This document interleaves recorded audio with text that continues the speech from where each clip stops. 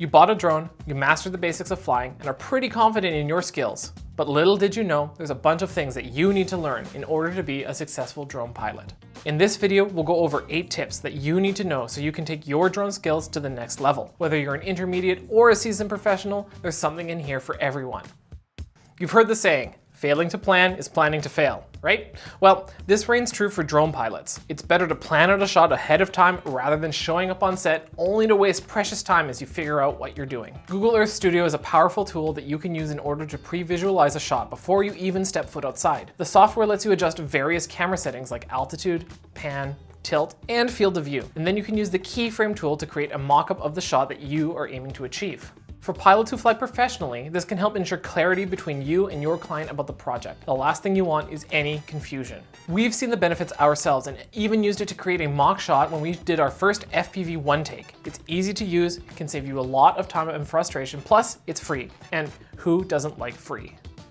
Do you ever find yourself trying to nail that perfect shot, only for it to be a touch too shaky? Tuning your rates can make a big difference. Not only can it make the flying experience better, but it can help you to get smoother footage. By navigating to the control menu on the DJI Fly app and scrolling down to Gain and Expo Tuning, you'll be able to adjust your pitch, roll, yaw, and the tilt of the gimbal. Tweaking these settings gives you greater control over how sensitive the drone's responses are to your inputs, allowing you to fine-tune it to your liking. After adjusting the settings, you can head out and test them to get a feel for how the drone performs. If at any point you don't like the current rates, head back in the menu and just give them a reset, try again. If you're testing the rates, we recommend flying in an open field where you have plenty of space to test out your drone's new capabilities. Trust us, you don't want to do this right before an important shoot. Golden hour can be a great time to fly. You get nice shadows, smooth highlights, and we can't forget about those beautiful golden rays. But we all know that feeling of squeezing every last minute out of the day as you try and nail the perfect shot. Since you only get a limited amount of time to shoot, it's best to plan to be up in the air by the time golden hour starts. Instead of arriving at your desired location when the light is perfect, it's best to get there 20 to 30 minutes early. This will give you time to set up your gear, look for any obstacles, and get the drone in the air. There's plenty of apps that you can download on your phone to dial in the exact timing and angle of the sun. But at a glance, your phone's built-in weather app should be able to tell you some of this information. On a side note, you're going to want to have a few spare batteries on hand so you can swap them in and out quickly, ensuring you're maximizing your flight time. You bought a drone for the purpose of capturing incredible aerial footage, but what if you could do more than that? If you need more variety beyond the standard aerial footage, simply grab your drone and use it as a handheld stabilized camera. Sure, it may look odd at first, but at the end of the day, you paid for a camera, you might as well use it. There may be times where you're working with a client and they ask for a few additional shots. By knowing that you can use this as a handheld camera, you should be able to deliver on those additional requests. To pull this off effectively, you'll need to master the gimbal walk, a technique where you bend your knees, move slowly, and keep your body as steady as possible. And while it's definitely not a long-term solution, it can come in handy in a pinch. You can also experiment with flying low to the ground to achieve dynamic movements that would otherwise be difficult to replicate. Seriously, sometimes this can yield some pretty cool results. Plus, it makes you stand out from the crowd. Flying a drone and keeping your subject in frame can be challenging, but what if we could make the process easier? Most modern DJI drones come with a feature called Spotlight Mode, which allows the drone to keep the subject in frame and lets you focus solely on the shot at hand. You can activate Spotlight Mode by drawing a box around the subject that you want to track. The drone will then keep the subject in the center of the frame as you perform the desired shot. That's pretty cool, right? This feature comes in handy when you're trying to perform a complex maneuver or you're in a high-stress scenario where you may be operating as a single pilot operator.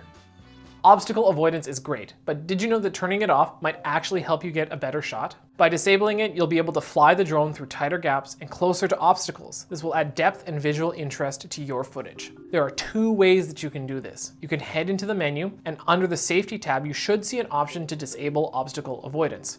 Or you can switch the drone into Sport mode, which will automatically disable the obstacle avoidance sensors. When the drone is in flight, you will no longer hear that alarming sound when it gets too close to an obstacle, allowing you to get closer to objects than you normally would. It's worth noting though, you should be pretty comfortable with your flying skills before you attempt this. You gotta know what to do in the event that something goes wrong. When flying FPV, you may be tempted to use your camera's highest stabilization setting to avoid shaky footage, but sometimes turning it off can produce better results. Let me explain. Gyroflow is a free software tool that stabilizes drone footage by using the gyro data collected by your camera, giving you smoother results without any unwanted shaking. It's compatible with a variety of mainstream cameras and allows you to be more precise when finalizing your shot. It even has a plugin that's compatible with DaVinci Resolve, which can come in handy for some time-sensitive projects. To use it, first ensure that your camera can record gyro data, then go into the menu and disable the built-in stabilization feature. After you're done filming, simply drag and drop your footage into the software to begin stabilizing. Keep in mind that this will slightly crop your footage, but you can adjust how much. We've gotten pretty good results when using it, and we use it with a lot of our FPV footage. If you've experienced the thrill of FPV, you're probably familiar with that gut feeling you get when you crash and you come to the realization that you have to go on the hunt to find your lost drone. Good thing if you fly a Nevada or a DJI FPV though, both models have a feature called turtle mode. In the event that you crash, the drone will automatically flip itself back over, allowing you to get back up in the air. Pilots can activate this feature on the goggles by heading into settings, then going to the control tab and selecting turtle mode. This will automatically prompt the drone to flip itself over. You can also assign the mode to a custom button on the controller, so you don't have to fiddle around every time you want to activate it. It's worth noting that this isn't a set it and forget it feature. You have to activate it every time you want the drone to roll back over. Now that you know these tips, you'll be much better equipped for your next flight as a drone pilot.